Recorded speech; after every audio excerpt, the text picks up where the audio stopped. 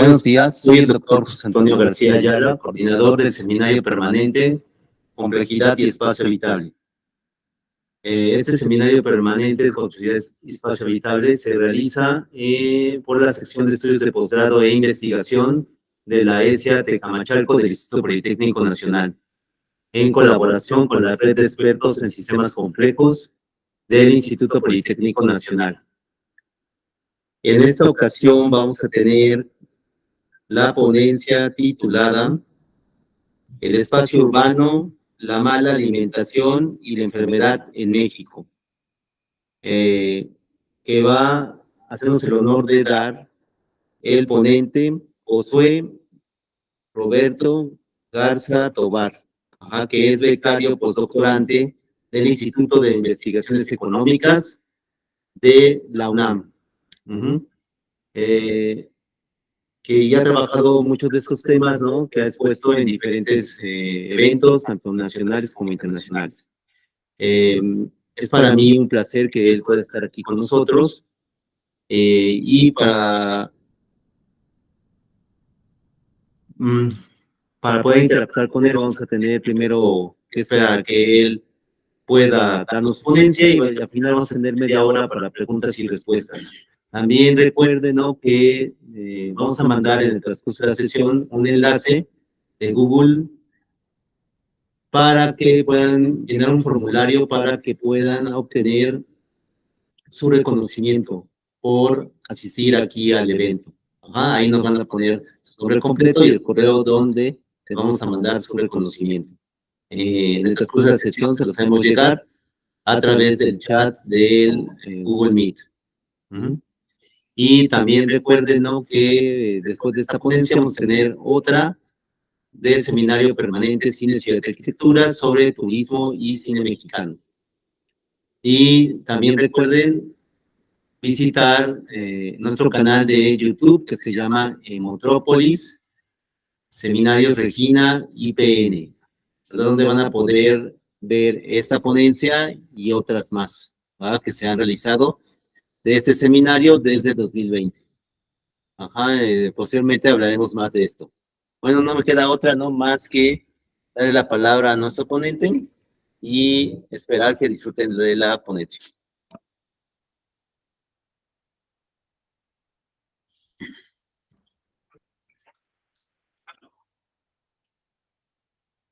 Hola, muy buenos días a todos, espero que se encuentren muy bien.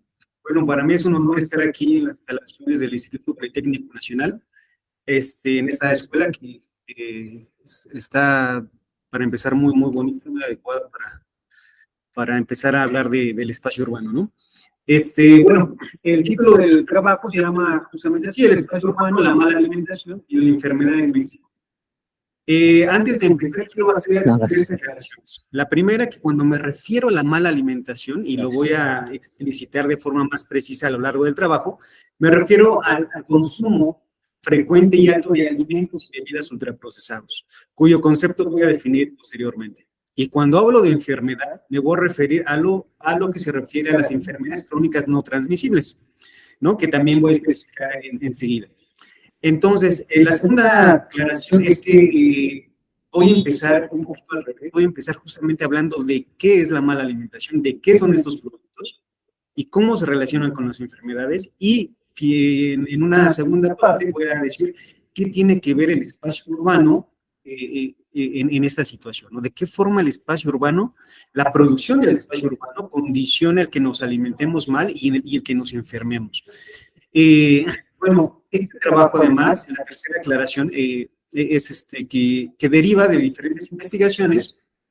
Actualmente se encuentra en dictaminación y, bueno, han sido apoyadas por el Instituto de Investigaciones Económicas de la UNAM. Y, bueno, de estas investigaciones daré algunas pinceladas justamente de los resultados de cada una de ellas.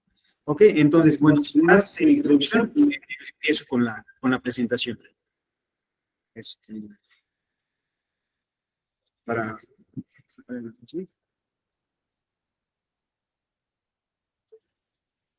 Perfecto.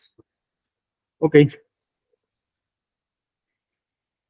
Muy bien. Bueno, hay muchos datos interesantes que justifican el abordaje desde las ciencias sociales, hay un problema muy grande en nuestro país. El consumo de la mala alimentación basada en el consumo de alimentos y bebidas ultraprocesados y las enfermedades crónicas es un problema a nivel mundial. Sin embargo, en México hemos llegado a un extremo, ¿no? O sea, las condiciones que han pasado en México se han convertido en 4 décadas en un caso extremo en cuestión de mala alimentación y en el desarrollo de diferentes enfermedades. Del lado del consumo, tenemos que cada mexicano, cada mexicana consume en promedio alrededor de 214 kilogramos de alimentos ultraprocesados, ¿no? Eso significa medio kilogramo al día. De esa manera, somos el 4º lugar en el mundo por el consumo de estos productos. Y entre ellos, lo que más consumimos son bebidas azucaradas, ¿no? Lo que se llama, hablamos de refrescos, jugos, leches azucaradas, ¿no? Casi cada mexicano consume en promedio medio litro al día de estas bebidas. Y al año estamos hablando de 200 litros. Aunque en realidad en algunas regiones del país estamos hablando que se consumen hasta más de 500 litros de bebidas azucaradas al año. Y bueno, en este sentido, Chiapas es un ejemplo emblemático de eso. Algunos estudios señalan que en los altos de Chiapas, en la parte montañosa central del territorio, cada habitante de ese lugar donde viven los indígenas tzotziles y tzeltales, consume alrededor de 2 litros de refresco al día, particularmente de Coca-Cola, ¿no? Entonces, estamos hablando de que Chiapas, así como también otros lugares del país como Monterrey u otros, estamos hablando del mayor consumo en el mundo. O sea, superamos por mucho el promedio mundial del consumo de estas bebidas, ¿no? Ahora, esto ha dado como resultado y tiene una incidencia directa en el desarrollo descontrolado de enfermedades crónicas no transmisibles. ¿Cuáles son estas? Que justamente no se transmiten, como el COVID, por ejemplo, la COVID, sino se transmiten de una manera diferente. Y ahorita voy a mencionar por qué. Bueno, ese tipo de enfermedades como la diabetes mellitus, la hipertensión arterial, la insuficiencia renal, el hígado graso, las isquemias, los accidentes cerebrovasculares, las cardiopatías y los tumores malignos, pasaron de ser extrañas en la población a ser cada vez más comunes, ¿no? Hoy en día casi todos en nuestro hogar tenemos algún familiar, algún conocido que tiene diabetes, otro que tiene hipertensión, o el mismo tiene las dos, ¿no? Tenemos conocidos que tienen insuficiencia renal o que han muerto desafortunadamente por alguno de estos. Es una lista realmente interminable de enfermedades crónicas que cada vez padecemos más y en el que no hay de hecho no permea toda la sociedad, no todas las clases sociales, permea localidades urbanas y rurales, aunque bueno, sabemos, por ejemplo, hablando del espacio urbano en particular, sabemos que 8 de cada 10 habitantes de nuestro país viven en las ciudades, ¿no? Entonces, algo ahí nos está diciendo que está pasando en la ciudad que nos está llevando a esta condición, ¿no? Ahora, estamos hablando que estas enfermedades se están desarrollando desde la infancia y desde la juventud, desde la adolescencia. Entonces, algo está pasando también en el espacio que está dedicado a las niñas y a los niños y en el espacio en donde se desarrollan los adolescentes, que los ha llevado a enfermarse a edades cada vez más tempranas y a desarrollarlos por toda su vida prácticamente, ¿no? Ahora, un caso ilustrativo de la gravedad de la situación en nuestro país es la diabetes mellitus. En promedio, cada día se diagnostican 1,200 personas por diabetes mellitus, que por hora estamos hablando de 50. O sea, más o menos el tiempo que vamos a estar aquí, de las 11 más o menos a la 1, se habrán diagnosticado 100 personas con diabetes. Y otras 17, bueno, más bien casi 40 en el tiempo que vamos a estar aquí, habrán muerto por diabetes, ¿no? Entonces, la diabetes al año causa más muertes que los accidentes y los homicidios juntos, ¿no? En 2016, solamente para que tengamos una referencia al respecto, el gobierno mexicano emitió una alerta epidemiológica doble por las tasas altas del sobrepeso, la obesidad y la diabetes. Esto nunca en el mundo había hecho un país, ¿no? Nunca, de hecho, hasta el momento México es el único país en el mundo que cuenta con una declaratoria de emergencia de este tipo. En ese entonces, la misma Secretaría de Salud reconoció que los muertos por diabetes superaban ya las víctimas de la Revolución Mexicana, ¿no? Estamos hablando de más de 500,000 de personas. de 1.000 millones de personas, ¿no? Entonces, y más recientemente se reconoció incluso que las víctimas en nuestro país muertas por diabetes superaban a las víctimas de la guerra en Siria. Alejandro Calvillo, que es el líder de la organización El Poder del Consumidor, hace una analogía muy emblemática, y él menciona que más o menos cada año es como si desapareciera un pueblo, una localidad, ¿no? Es como si todas las personas que cupieran en el Estadio Azteca de un momento a otro desaparecieran. Entonces, en ese tipo de ejemplos, pues vemos la gravedad del problema, ¿no? De modo que antes de la llegada de la pandemia por COVID, ya en México teníamos un estado de emergencia muy grave. Porque además la diabetes, hay que decirlo, es la principal causa de amputación, de ceguera y discapacidad en el país. Y a pesar de todo esto, pues se normalizó. Nunca hubo una emergencia como la que hubo con la COVID-19, en la que pues el gobierno y los medios de comunicación y la misma sociedad se alarmó. Nunca antes la sociedad se había alarmado como lo hizo con la COVID, a pesar de que teníamos una situación muy grave antes de la llegada de esta enfermedad, ¿no? Ahora, el costo de una enfermedad crónica como la diabetes, la hipertensión, las cardiopatías, no solamente implican que la gente se enferme y se muera. Es complicado, es difícil decir que la muerte hasta cierto punto como que es la forma más fácil de terminar con estas enfermedades. Realmente lo más complicado es antes de que una persona fallezca. ¿Por qué? Porque implican tratamientos muy costosos y prolongados, no solamente para el paciente, sino para quien lo cuida, ¿no? O sea, realmente a veces los cuidadores de estos enfermos pues cambian sus trayectorias de vida. Conllevan además un desgaste físico, emocional muy grande y sobre todo financiero, que compromete no solamente el patrimonio individual, sino familiar, ¿no? O sea, de un momento a otro el patrimonio de las familias se termina justamente por una de esas enfermedades, ¿no? El tiempo se aniquila entonces cambian la trayectoria de vida de muchas familias. Y bueno, el presupuesto del Estado dedicado a la salud y particularmente a esas enfermedades es cada vez más grande, ¿no? O sea, están chupando el presupuesto público del Estado. Y a pesar de eso, pues bueno, el Estado se ha mantenido realmente pasivo ante esto, ¿no? No se ha considerado una tragedia nacional como sí lo es, o como sí se ha considerado y como sí se nos dice a diario y como se informa cada minuto de los asesinatos y de la misma COVID, ¿no? Nunca, a pesar de la diabetes y la obesidad, es una emergencia internacional en nuestro país. Nunca ha habido una conferencia de prensa como la hubo con la COVID, ¿no? Se murieron, pero fácil, se mueren, pero mucho más fácil por diabetes y por obesidad. Fíjense, tan solo por obesidad se muere.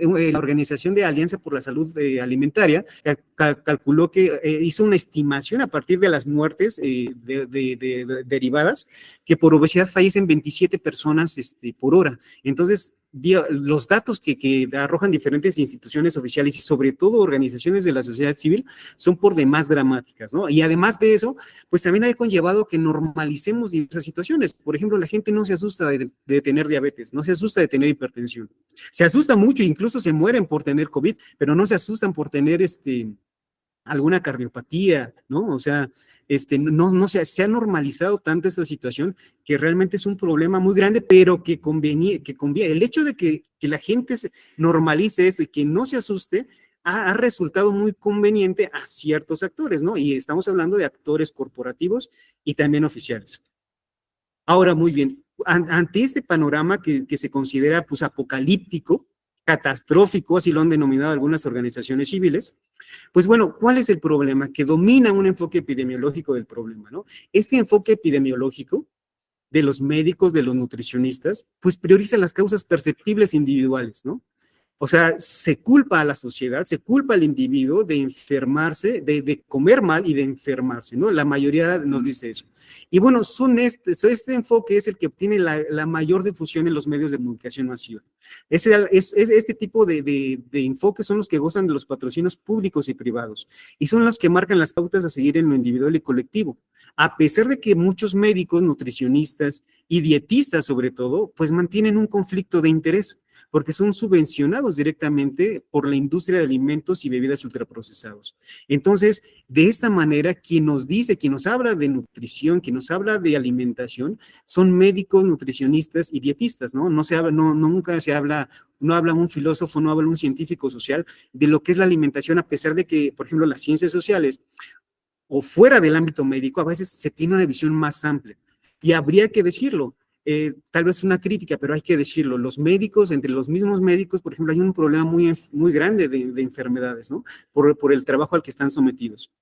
Ahora, muy bien, con base en esta situación, diversas investigaciones en el último decenio, ha habido afortunadamente un crecimiento desde las ciencias sociales del abordaje de este problema, ¿no?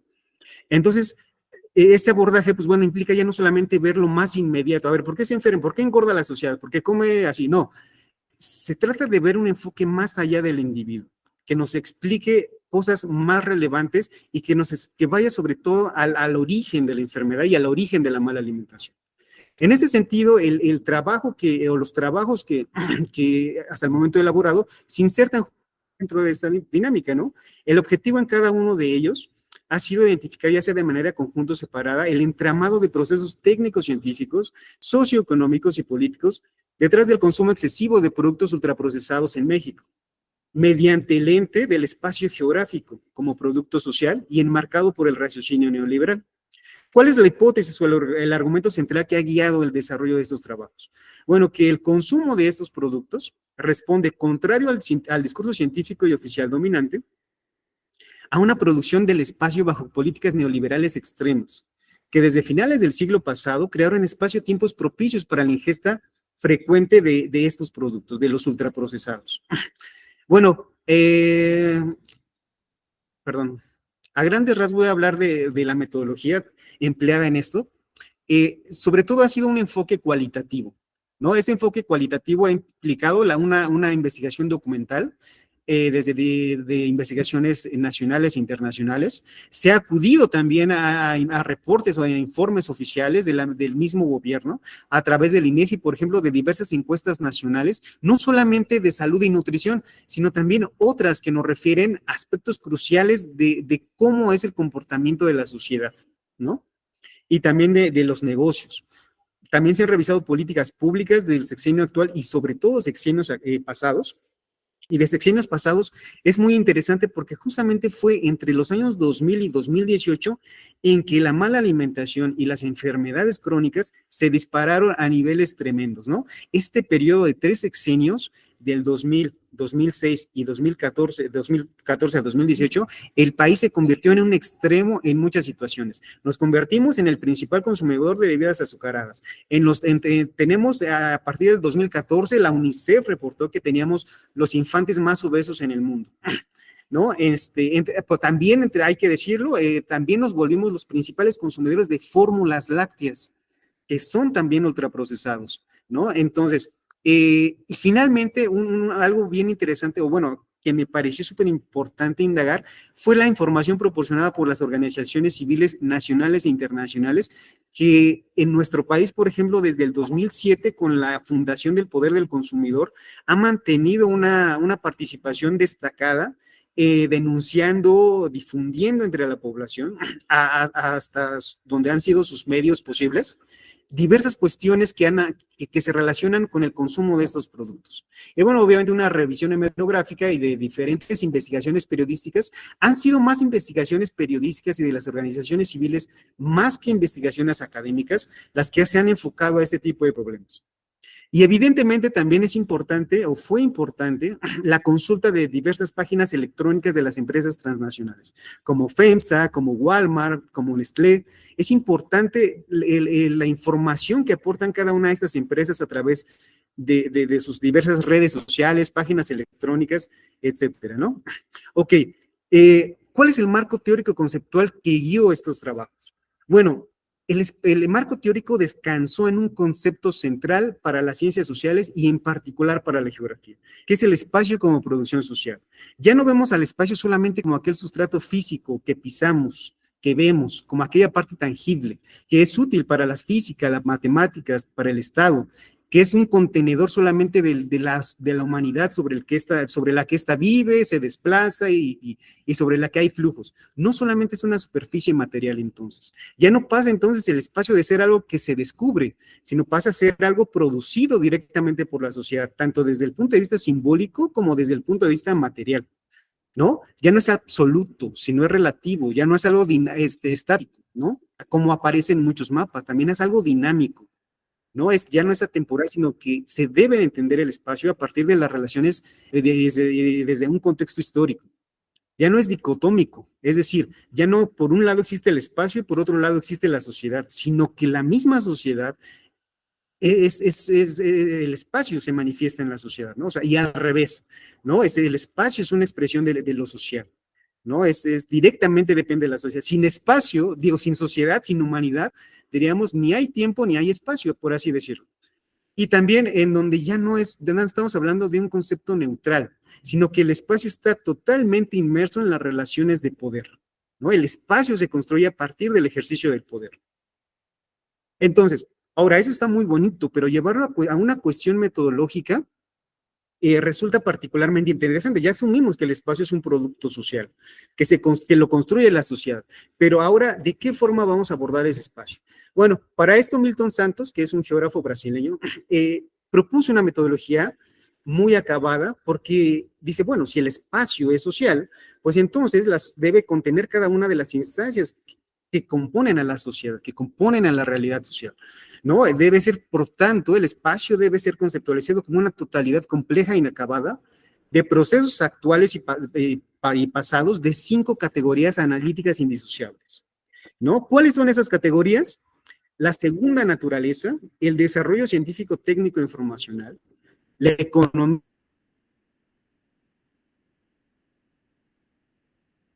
de las corporaciones, los grupos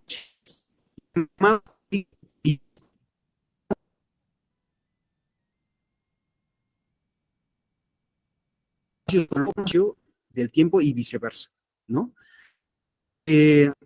Siempre cualquier proceso social ocurre siempre en ambas dimensiones. ¿Y por qué abordar esa totalidad? Y particularmente en el tema alimentario. Porque existe una excesiva segmentación del conocimiento que justamente ha distorsionado el origen de muchos problemas sociales. Y en el caso de la alimentación en la enfermedad, el que se segmente tanto y que se oriente tanto la información en un solo sentido ha desvirtuado totalmente el origen de esos problemas. Pensamos que el problema muchas veces sí tiene que ver, pero pensamos la mayoría de las veces, porque aquí como ciertos que el problema es de nosotros, o que el problema viene de otro lado. Entonces, desligar, hay que tener siempre presente estas categorías a estudiar el espacio. De otra manera, estamos desvirtuando y estamos generando sesgos que desvirtúan el origen de los problemas. Y todo eso, verlo, como dice Dave Harvey, a través de la lógica neoliberal, ¿no? O sea, debemos de insertar cada variable a través del raciocinio neoliberal. Ahora bien, el espacio, justamente para entender el espacio, hay que entender el sistema político-económico bajo el cual se produce. En este caso estamos hablando del neoliberalismo, ¿no? Que profundiza las relaciones capitalistas. ¿Y qué pasa con qué pasa durante el neoliberalismo con el espacio? Bueno, que se va a llevar a cabo, se va a acelerar este proceso de destrucción creativa. ¿A qué llevamos destrucción creativa?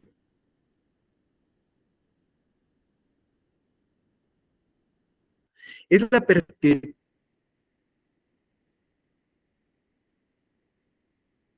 pretensión de que facilite la lista de dejar.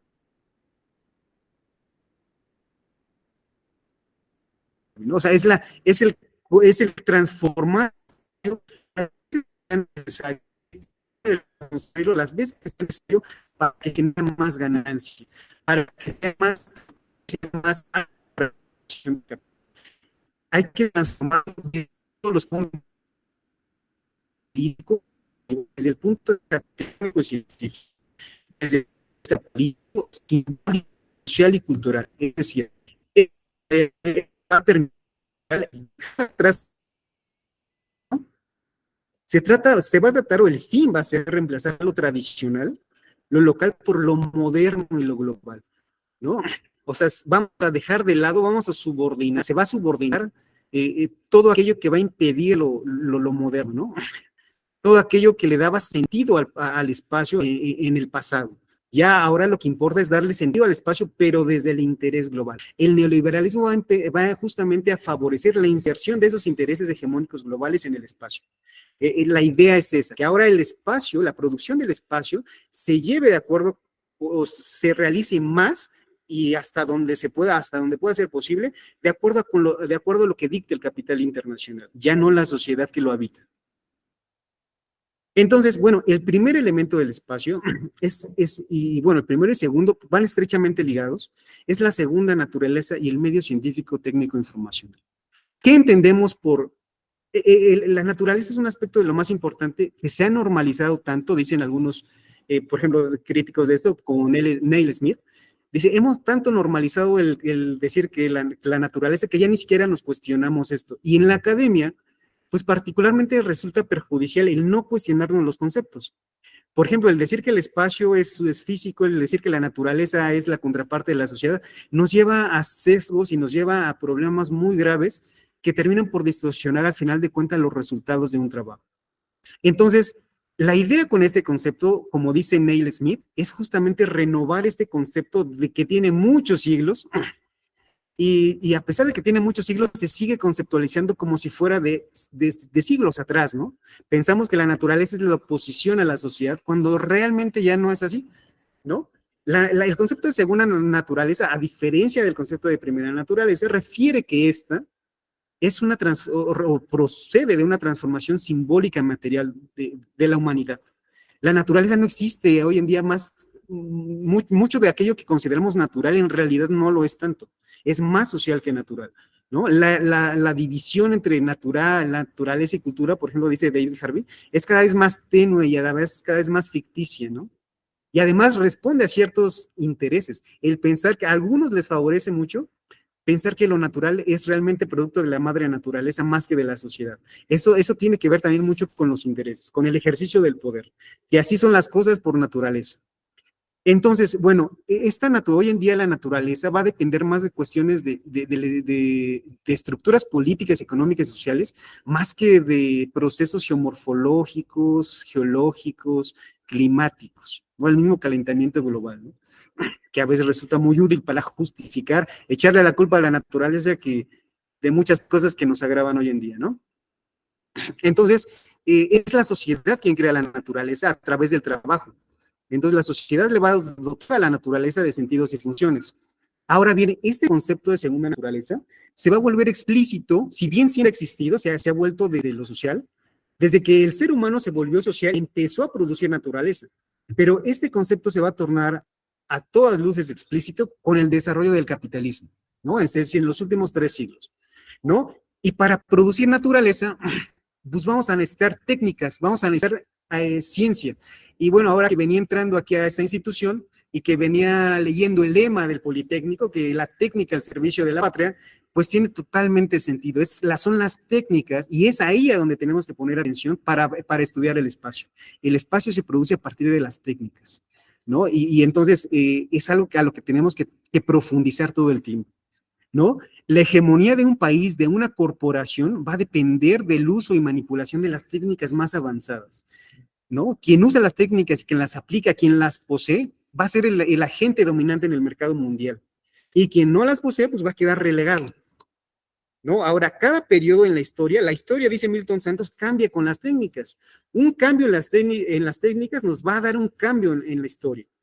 Entonces, además las técnicas no aparecen aisladas. Las técnicas, dice Milton Santos, lo dice, siempre aparecen en familias, en sistemas.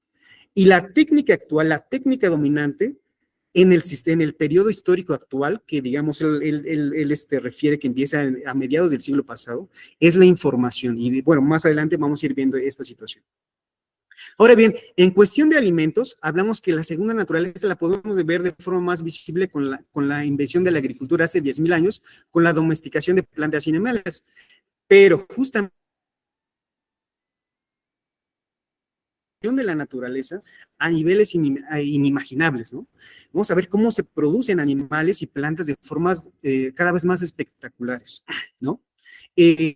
A partir de justamente de esta familia de técnicas, agroquímicos, tractores, plaguicidas, biotecnología, antibióticos, hormonas, todo ese conjunto y esa familia de técnicas nos van a dar por resultado una naturaleza totalmente diferente y más apta para la acumulación del capital.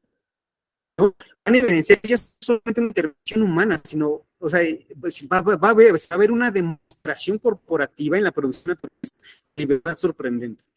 Y bueno, a la par de esto, a la par de esta evolución técnica, pues va a haber se va a ver un cambio fundamental en el valor de uso de los alimentos por un valor de cambio.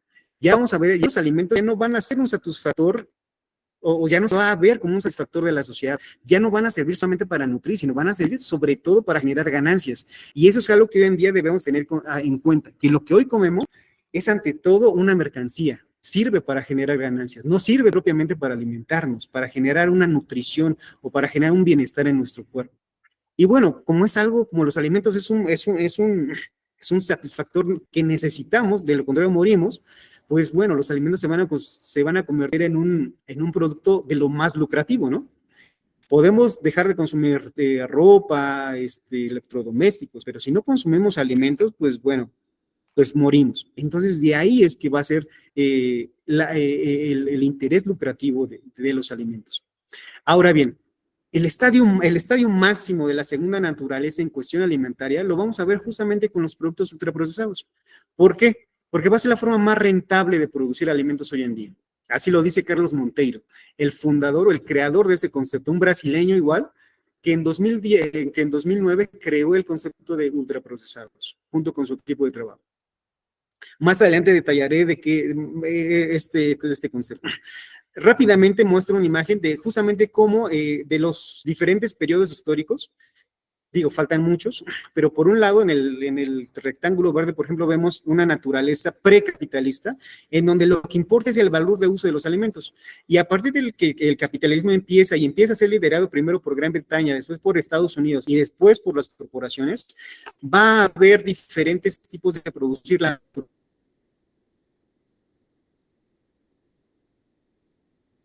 naturaleza y diferentes formas de producir algo. Vamos a tener como pero aparte de esa evolución de las técnicas, vamos a tener una profundización del valor de cambio de los alimentos. Y a la par de esto, a la par de que se va a incrementar va a disminuir la calidad y la diversidad de los alimentos. De forma que, como dice Armando Bartra, esta frase menciona porque más evocativa, dice, se va a crear una naturaleza uniforme y monótona a imagen y semejanza del capital. Y quien hoy en día, sobre todo a partir de 1973 a la fecha, se va a encargar de producir esta naturaleza y los alimentos van a ser las corporaciones, ¿no? Y bueno, como mencionaba y después, la información va a ser fundamental como técnica predominante. Entonces, bueno, esto nos permite entender que los alimentos contemporáneos son una segunda naturaleza producida por el capitalismo mediante un desarrollo técnico-científico informacional en sofisticación continua, es decir, bajo un proceso de destrucción creativa que va a garantizar la reproducción del capital. Nuestro sistema agroalimentario global es realmente, independientemente de la disciplina a la que nos dediquemos, resulta por demás interesante saber que quien produce hoy en día los alimentos es un oligopolio de corporaciones, ¿no? Que controlan de inicio a fin la producción de alimentos, desde la semilla a la mesa, dice, ¿no? O desde el campo al plato, ¿no? Y que todo este sistema agroalimentario que hoy nos alimenta, que hoy alimenta a una parte de la humanidad, está lleno de paradojas, realmente de cosas incoherentes, de grandes absurdos. A pesar de que hoy hay gente muriéndose de hambre y muriendo de desnutrición, hay una abundancia de alimentos. Hoy en día se producen más cereales que nunca, hasta 3 veces más se producen cereales en el mundo que antes. Y sin embargo, pues hay niños, hay infantes muriendo, ¿no? Ahí tenemos una gran paradoja que dice, ¿cómo es posible esto? Tenemos alimentos kilométricos que se pueden estar produciendo a unos metros de distancia de nosotros, pero que van a ir a consumirse hasta España, hasta Portugal, hasta Francia, ¿no? Hablamos que el 30% de los alimentos, es decir, 1 de cada 3 alimentos que se producen, se desperdician. O sea, además de que se produce de más, se desperdicia, ¿no? Además de esto, se aniquila la agrobiodiversidad. Los alimentos que hoy consumimos están basados en, si estamos hablando de que la agrobiodiversidad está compuesta de millones de especies, pues esas millones de especies están prácticamente aniquiladas.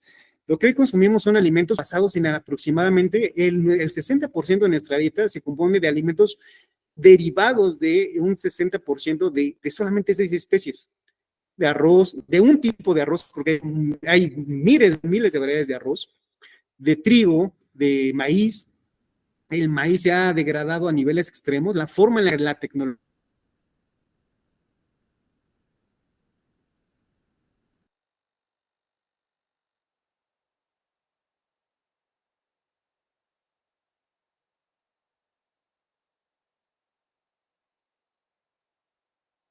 ha denigrado al maíz ha sido extrema.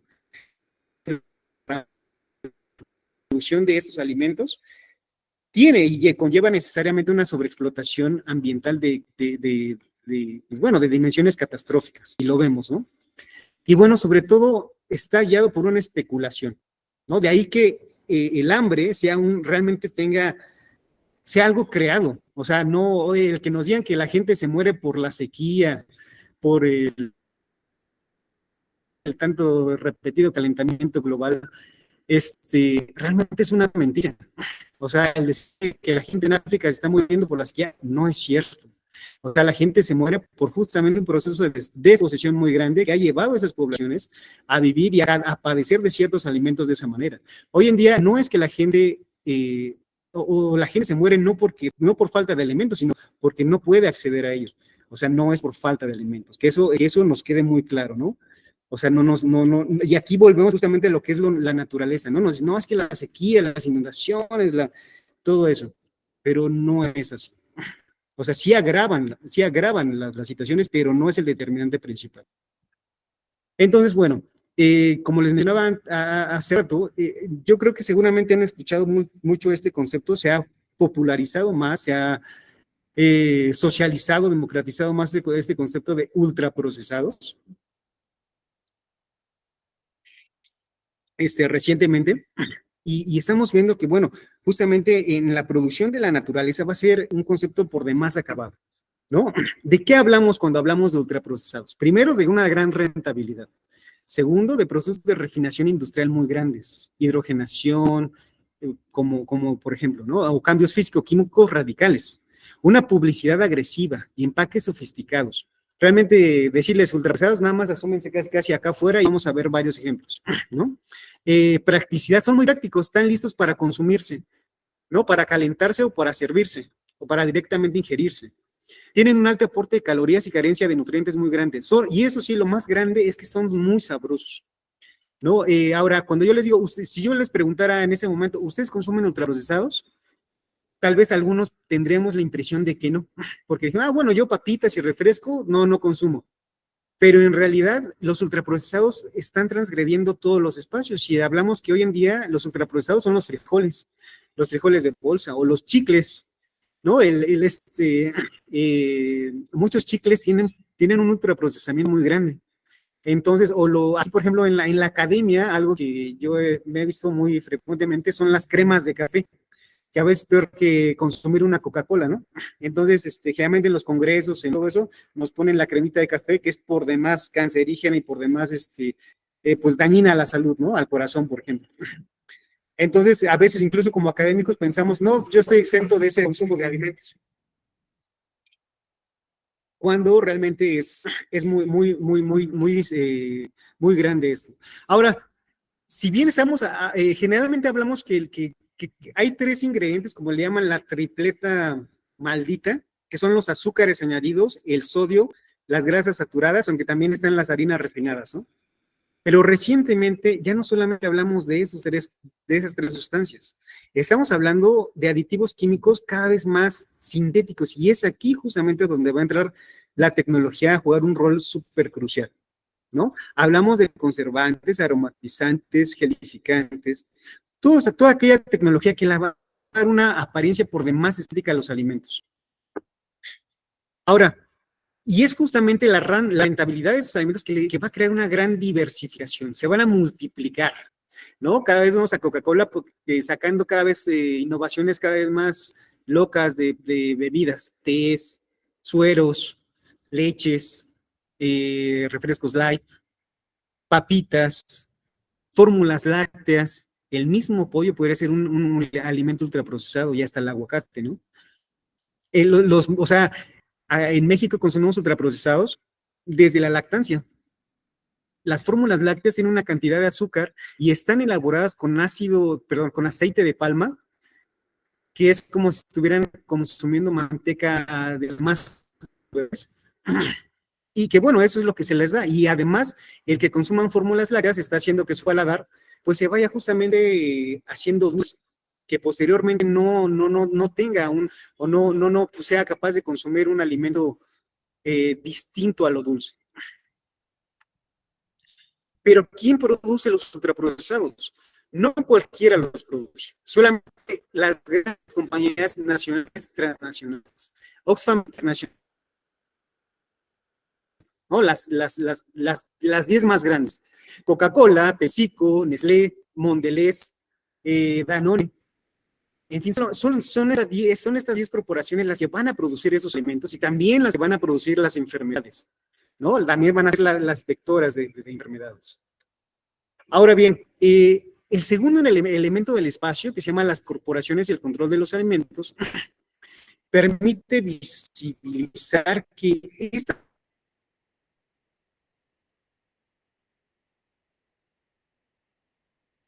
desarrollados en Estados Unidos y en Europa Occidental, principalmente en Estados Unidos, ¿no? ¿Cómo es que esta segunda naturaleza, este tipo de comestibles, no podemos alimentos, permea la frontera norte de México? No solamente por una proximidad física, sino por unos tratados o por uno de los acuerdos comerciales más intensos y desiguales en el mundo. Y aquí es donde hay una diferencia fundamental de México con el resto del mundo. ¿Por qué México se ha convertido en un extremo de tantas cosas negativas? En parte, tenemos un antes y después de ese acuerdo. A partir de entonces, el Telecán transfiere al capital nacional primacía de todo tipo para producir el espacio nacional, digamos a nivel general, pero para producir el espacio urbano en particular, conforme a sus intereses. El Telecán marca de esta manera un antes y después en el despojo o en la producción del espacio, ¿no? Que es súper efectiva. Y no fue necesario un golpe militar como en Chile para establecerlo. Y lo más interesante, o sea, estudiar hoy en día, cualquier científico realmente debe saber que es un antes y después en el país en la producción del espacio. No tenerlo en cuenta o no considerar lo que pasó entonces con el país, porque además la forma en la que se llevó a cabo es por demás interesante, no fue impuesto, sino fue llevado a cabo por una tecnocracia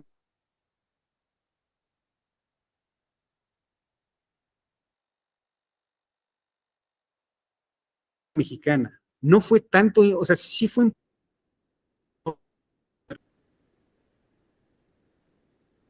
ese entonces la que decidió por esa medida.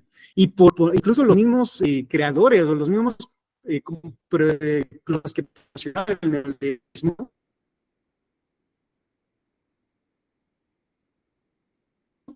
llegando al país, sorprendían de que se había que si era de proveedor de alimentos al gran capital nacional e internacional. Ya no es el Estado el que se va a encargar de producir los alimentos para la población. Ya va a olvidar y va a abandonar esta posición a las corporaciones para producir, a distribuir y para vender los alimentos. Y bueno, aquí voy a hacer rápidamente un paréntesis de lo que entendemos justamente de lo que conllevó la construcción o la producción de este espacio neoliberal. ¿No? Hoy en día la ciudad neoliberal es considerada un espacio estratégico para la reestructuración del capitalismo, porque no solamente porque se concentra la mayor cantidad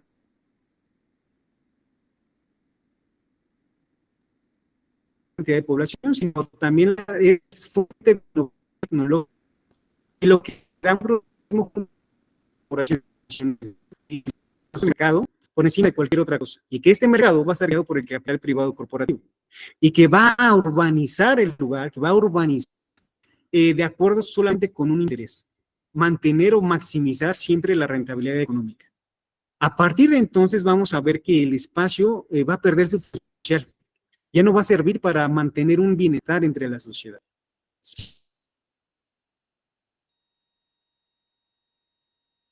Ya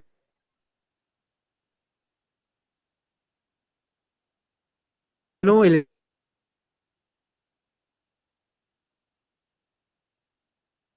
espacio espacio público, por ejemplo, ya no va a ser individuales, sino más bien va a ser, perdón, a partir de los derechos individuales y de la capacidad de consumo de la sociedad que se va a producir el espacio. Y entonces, a partir del neoliberalismo y sobre todo de los últimos decenios, es que los grandes proyectos urbanos, o más comúnmente conocidos como megaproyectos, van a hacerse presentes de una forma cada vez más evidente. Megaproyectos como los inmobiliarios, como los carreteros, o como incluso los mismos parques de diversiones, o como los centros comerciales, ¿no? Y que no solamente van a acabar con el comercio formal, sino también con el sentido tradicional o local del espacio, ¿no? Van a ser cada vez más visibles y van a tener un fuerte impacto en el desarrollo urbano. Se va a crear una ciudad moderna guiada por la inversión y los beneficios privados, que de alguna manera van a dar muerte al espacio público. La plaza pública, donde antes se reunía la población, pues se va a convertir en vías, va a entrar en un proceso de extinción, o se va a transformar justamente en una plaza más privada, o que va a servir a intereses privados, ¿no? Y va a ser reemplazada más por plazas comerciales. Dicho este paréntesis, y regresando a lo que es propiamente la alimentación, vemos que, perdón, ¿qué empezó a pasar en el espacio urbano primero? ¿No? Bueno, las corporaciones, una vez dadas todas las facilidades para ingresar al país, el primer paso agigantado dieron de los canales tradicionales de distribución de alimentos. ¿Y cuáles son esos? Pues las tienditas de la esquina, los negocios de mayor ubicuidad en México, ¿no? Aproximadamente hoy en día tenemos alrededor de 600,000.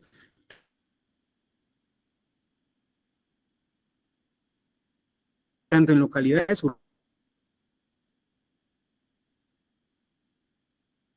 urbanas,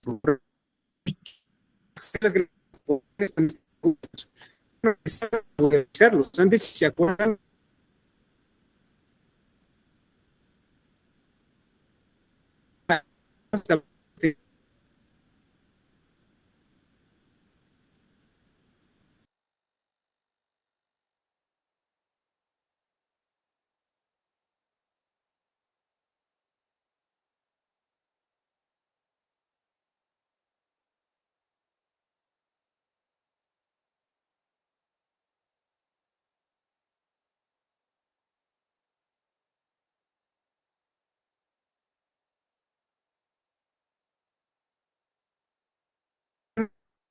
en la parte trasera, en los almacenes de atrás, ya están las pasado en una de las tiendas que tenemos acá, yo veía en algunos que vendían almendras, nueces, cacahuates, y eso hoy ya ha sido reemplazado por paletitas, por refresquitos, por yogurcitos, que además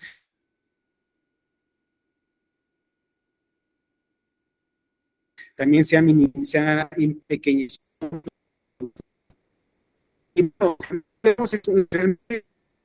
Cada vez que nosotros vamos a comprar algo a la tienda, estamos consumiendo hasta cierto punto procesados. Y eso puede ser una medida de qué tan sana es nuestra alimentación, ¿no? El jamón mismo, el queso mismo es un ultraprocesado. El jamón tal vez no está empaquetado en sí, ¿no? Pero tiene cantidad de tecnología y nutrientes, de bichos, también hay que decirlo, de bichos se me olvidó la palabra, pero de bacterias y de elementos cancerígenos que tiene el jamón es muy grande, ¿no? Y a veces es lo que más va a comprar, por ejemplo, los papás, las madres de familia, a los niños para hacerle un sándwich, una torta. O las agüitas, a veces, yo, por ejemplo, en algún momento fui docente y veíamos, ¿no? Tanto mi esposa como yo, como desde la entrada las mamás les daban una lechita súper azucarada con su galleta y con su pan, ¿no? Traído directamente desde la tienda.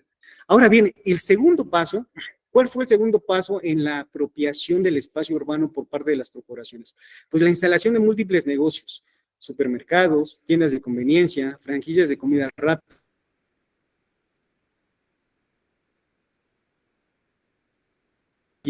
clubes de precios. Todos ellos, ella menciona que si bien algunas enfermedades transmisibles como el paludismo se transmiten por mosquitos. Aquí quien transmite la diabetes, quien transmite la obesidad, quien transmite la hipertensión, la insuficiencia renal y las cardiopatías, son estas corporaciones que vemos. Ellos son los vectores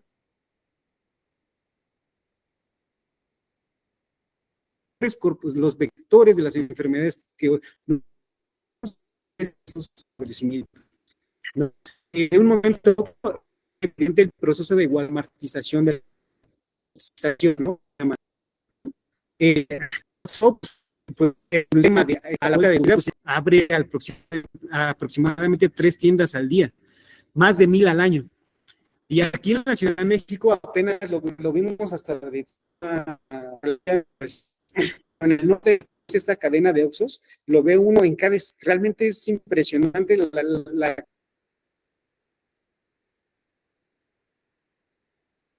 cantidad de Oxxos que ve uno, ¿no? En gasolineras, nosotros la presión a través de las gasolineras, y cada vez se empequeñecen más. ¿Por qué se empequeñecen más? También posible, para estar cada día más al alcance. Y aquí otra vez regreso a que me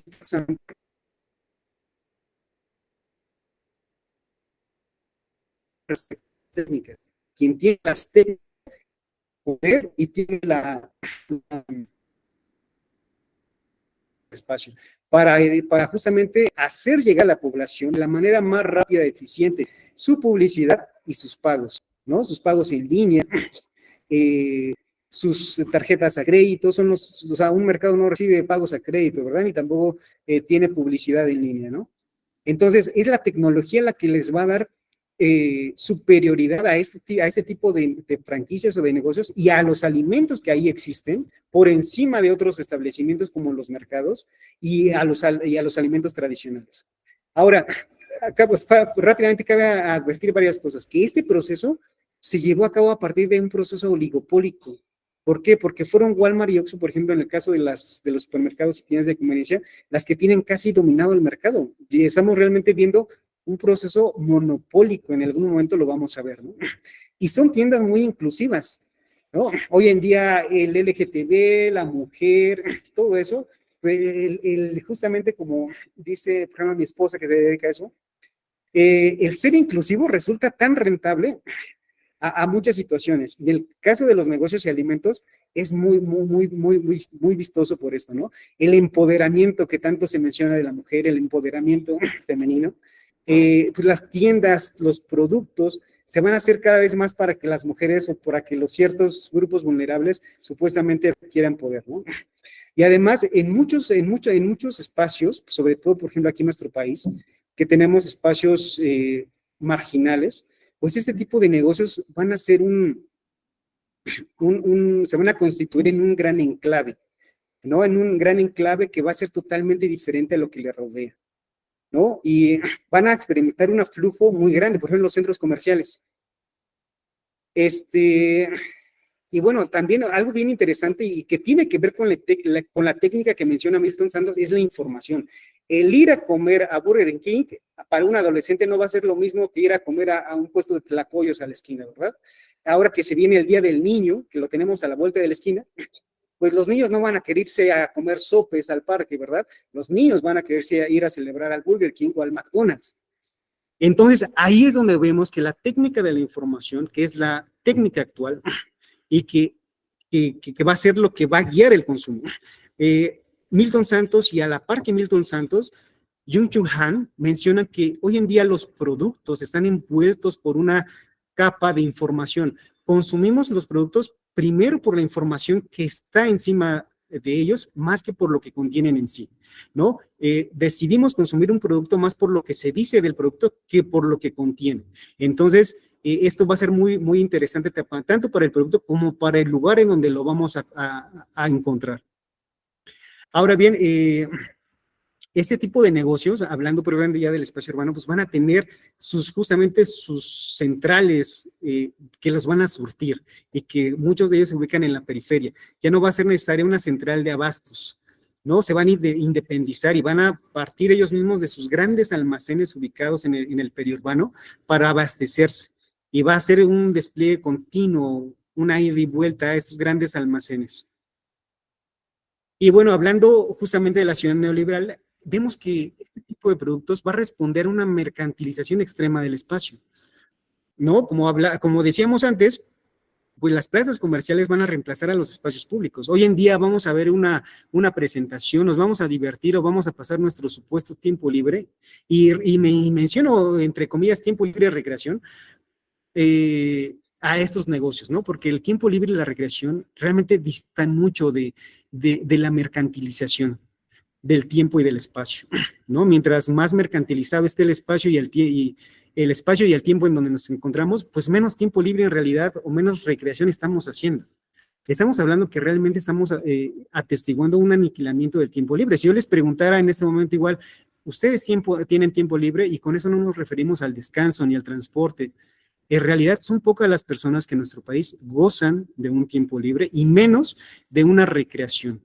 Recrearse no es irse a comprar un helado, ni irse a tomar una foto a la plaza comercial, ¿no? Tiene que ver con mucho más allá. Y bueno, son estos negocios, esos grandes negocios saturados no solamente de ropa, de muebles, sino sobre todo de alimentos, bueno, de comestibles, que van a generar nuevas centralidades y subcentralidades en el espacio urbano, ¿no? Y como dice Marc Augé, van a ser los no lugares, sobre todo en nuestro país. Algo bien interesante es que la forma en la que se implantaron en nuestro país fue por demás violenta. En Europa tomó alrededor de 50 años el que se establecieran, o el que en este tipo de negocios la población fuera a comprar ciertos productos. Y en nuestro país esto se aceleró a 10 años. O sea, lo que en Europa, algunos autores mencionan, que ahorita olvidé sus nombres, que lo que pasó en Europa en 50 años, en nuestro país pasó en 10 años. Y así como cambió el espacio urbano, cambió los alimentos. O sea, así de drástico o así de violento fue la producción del espacio a favor del capital. Y bueno, si a esto le agregamos la economía informal, que justamente estando aquí en el centro histórico vemos con gran nitidez, pues realmente es impresionante. Ahora, estamos viendo que este tipo de economía informal, si bien es cierto que la lleva a cabo, pues bueno, las personas que carecen o que no gozan de un empleo fijo, son de gran conveniencia para las grandes corporaciones, ¿no? Yo realmente pienso que incluso, o sea, hay algunos productos diseñados por las corporaciones explícitamente para venderse por este tipo de comerciantes. Y sobre todo para aquellos que le llaman los dulceros, que se suben a las combis, al metro, en los cruceros. O sea, el surtido que hace Coca-Cola, por ejemplo, de estos negocios es por demás interesante, ¿no? O sea, realmente también están controlados por las grandes corporaciones, no por la sociedad, ¿no? Pero no solamente estamos hablando de aquellos negocios con alimentos. Hoy he visto que las farmacias tienen una mayor variedad de refrescos que muchas tiendas. A muchas farmacias tienen hasta 5 refrigeradores de refresco, o de jugos, o de tés, aparentemente, ¿no? Les llaman jugos o tés, pero son más azúcares que otra cosa.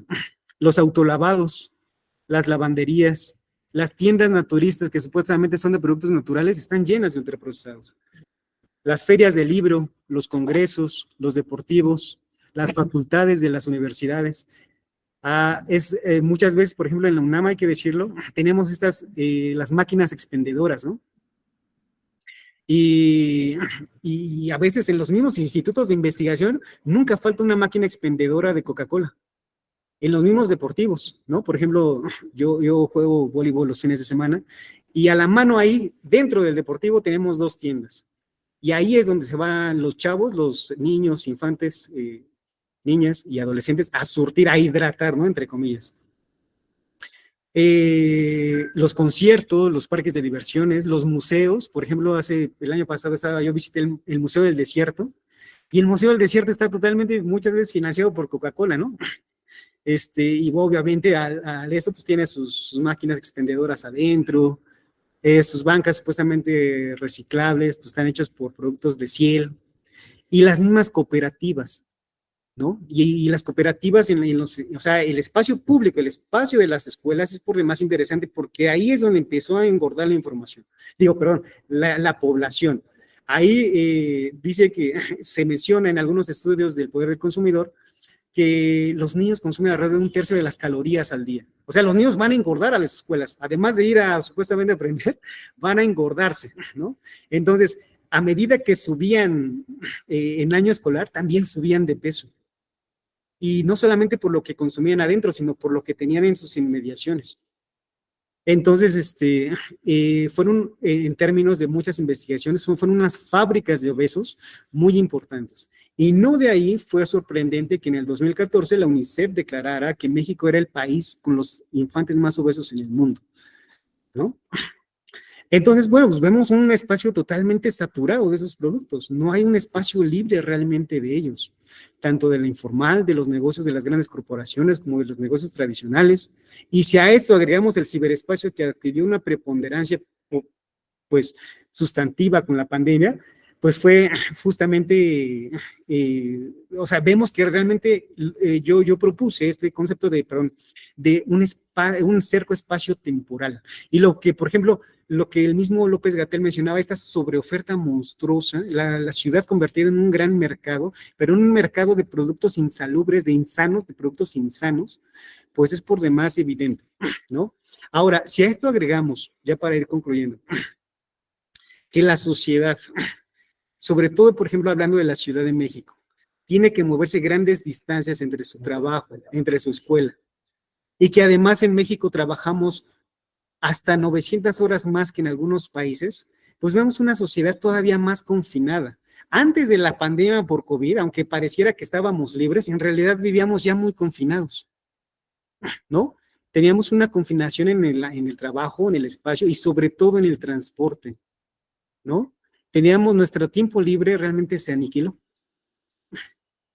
Entonces, pues los adultos trabajando, los infantes en guarderías y en escuelas, y todos al mismo tiempo comiendo, ¿no? Realmente los espacio-tiempos de la alimentación dejaron de existir. Y entonces empezamos a comer a todas horas y en el momento en que más pudiéramos, ¿no? Entonces, y es en ese momento que los ultraprocesados constituyen una gran ventaja. ¿Por qué? Porque son prácticos, ¿no? La gente, pues, ¿qué me tomo? ¿Una coca? ¿Qué me tomo? Ahorita no tengo tiempo para cocinar, no tengo tiempo para preparar, pues, ¿qué me queda? Una donita Bimbo, una Coca-Cola, unas papitas, y eso es lo que consumimos. Y bueno, aquí es donde hablamos de un confinamiento temporal, de la escuela al trabajo, del trabajo al hogar, y realmente son circuitos específicamente circunscritos, y todos esos espacios circunscritos son aprovechados muy bien por las corporaciones. Ahora bien, lo que nos dice el último elemento del espacio, el entramado jurídico, es que justamente todo esto se dio a partir de una normatividad y de una puesta en una relación muy estrecha entre el poder corporativo y el poder político. Esto no sigue solamente por el poder de las corporaciones. Cualquier de estas hubiera sido posible esto en todo el mundo. Lo que pasó en México fue que hubo un poder estrecho, una relación por demás estrecha, una cooptación, lo que le llaman algunos defensores de la salud, un secuestro corporativo de Estado, que diseñó regulaciones totalmente débiles, huecas, para el establecimiento de estos negocios y para la venta de estos productos, ¿no? Entonces, en México llegamos a este extremo en la enfermedad y en la mala alimentación, por este diseño de normas. Entonces, aquí la parte normativa y del poder va a ser totalmente vinculado. Los negocios, los organismos, las instituciones públicas asociadas con las corporaciones fue por demás interesante. La misma Secretaría de Salud pagándole comerciales a Coca-Cola. Los mismos secretarios de salud proviniendo, trabajando antes en Coca-Cola, ¿no? O sea, los que se supone que estaban encargados de la salud de la población venían de las corporaciones. Alejandro Calvillo menciona que siempre, y hay estudios muy interesantes de cómo FunSalud, por ejemplo, que está subvencionada por Nestlé y Coca-Cola, es un organismo que se llama organismo fachada, porque se supone que defiende cuestiones sociales, pero más bien defiende cuestiones corporativas, y es ahí donde, de ahí ha sido la cuna de varios secretarios de salud y muchos subsecretarios de salud, Por ejemplo, en el sexenio pasado teníamos a Mikel Arriola, y Mikel Arriola estaba directamente vinculado con diversas empresas, ¿no? O fueron asesores de diversas corporaciones. En la UNAM, por ejemplo, nosotros que provenimos de la UNAM, teníamos a José Narro, que dejó entrar a PepsiCo a crear un laboratorio dentro de la misma UNAM, ¿no? Fundó el laboratorio Gatorade dentro de la UNAM por algún tiempo y llevó a cabo diversos eventos dentro de la universidad de este tipo. Inclusive, no vayamos muy lejos, en la última feria del libro que recuerdo hace un par de meses, teníamos como uno de los protagonistas que estaba subvencionado de la feria del libro a Coca-Cola, ¿no? Y veníamos a los estudiantes, poco tiempo lo quitar, porque lo postearon en Facebook, o sea, tuvieron el cinismo de postearlo en Facebook, ponían a los estudiantes hidratándose con Coca-Cola, ¿no? Y al lado lo de la oferta de libros. Entonces, eso fue por demás interesante verlo, ¿no?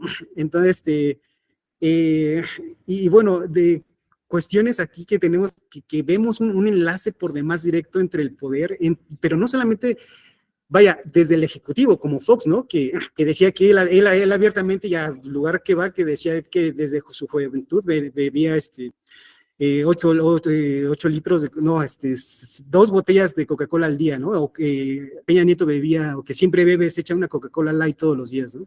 Si no era el Poder Ejecutivo, eran los secretarios de salud, eran los secretarios de educación pública que hicieron los convenios, por ejemplo, Josefina Vázquez Mota, en su momento, y estableció varios convenios con PepsiCo, con Nestlé, con Coca-Cola, para llevar a las escuelas publicidad de Coca-Cola, PepsiCo y Nestlé, ¿no? Y para hacer eventos deportivos, para hacer eventos caritativos, o por ejemplo Nestlé en los hospitales, ¿no? Ahora que en la semana de lactancia materna, Nestlé está detrás de mucho de este tipo, ¿no? Ponte al 100 en instituciones públicas, proyectos por demás interesantes que se formaron entre el Estado, entre todos sus niveles de gobierno, a nivel federal, estatal y municipal, con este tipo de corporaciones, y que fueron produciendo un espacio urbano por demás, vaya, en vez de justamente fomentar la mala alimentación, se fomentó la mala alimentación. Fue el mismo Estado el que guió a la población a comer este tipo de productos insanos, ¿no? Y bueno, rápidamente concluyo que, bueno, partir de, justamente, solamente podemos ver este entramado de procesos partiendo del espacio como una totalidad, ¿no? De esta forma queda totalmente relegado que los hábitos individuales, la microbiota intestinal, el estilo de vida, la falta de educación de la población distan mucho de explicar el consumo alto de productos ultraprocesados en nuestro país, y que es tan favorable decirlo a las corporaciones, ¿no? Las corporaciones dicen, ejercítate, toma agua, si no, pues estás gordo por tu culpa, mi chavo, si no, o sea, entonces que relegan y que culpan todo el tiempo a la sociedad, ¿no? Entonces, ambos problemas en los que nuestro país destaca por sobre muchas naciones en el mundo responden a procesos sociales concatenados. Hay que decirlo siempre, de la escala global a local. Esto nos permite justamente la producción de estudiar el espacio, ¿no? Afianzados con políticas neoliberales extremas que trastocaron los espacios-tiempos de la alimentación, tornándose algo normal. Tornando los espacios-tiempos de la alimentación algo banal. Realmente hoy en día incluso alimentarse se torna un desperdicio de tiempo, un estorbo, ¿no? Y especialmente también eso tiene que ver mucho también con la opresión hacia la mujer, hay que decirlo, ¿no? El hecho de que la mujer se haya oprimido tanto, pues la lleva a elegir ese tipo de productos. Entonces, los productos, el acto de comer y el mismo individuo, pues fueron despojados de muchas cosas. Realmente podemos entender que la obesidad y la mala alimentación provienen de un despojo articulado de muchas cosas. Y bueno, es por eso que la participación de las ciencias sociales en problemas de salud pública resulta crucial para aprender sus causas estructurales y soluciones de fondo, ya que plantean nuevos cuestionamientos y reformulan otros dados por sentados que son los que justamente gozan de mayor difusión, como los nutricionistas y dietistas, ¿no? Y bueno, hasta ahí me quedo.